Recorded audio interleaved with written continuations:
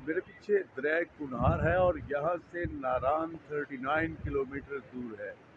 मैं आपको दिखा रहा हूँ कि यहाँ पे ट्रिलियन ट्री प्रोजेक्ट जो इमरान खान ने शुरू किया था निजरकारी का, एक बहुत बड़ी नर्सरी बनी हुई है। ये नारान से 39 किलोमीटर पहले बहुत से दरख्त है यहाँ पे। वो बता रहे हैं कि ये लोगों को दिए जाते हैं कि वो लगाएं, और महकमा जंगलात खुद भी ये दरख्त लगाता है, ये पौधे लगाता है।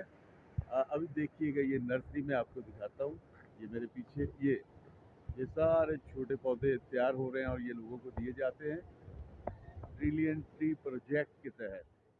ये पहले बड़ी अच्छी काविश है जी ये, चाहे इमरान खान साहब की है, और इसको दूसरे हुक्मरानों को भी फॉलो करना चाहिए। टेम्परेचर जितना बढ़ चुका है हमारे यहाँ, अब इसके सिवा हल नहीं है कि दरख्त बहुत ज़्यादा तादाद में लगाए जाए। ये पहाड़ों के दरमियान नर्सरी, वाह, मुझे बड़ा मज़ा आया देख के। Well done.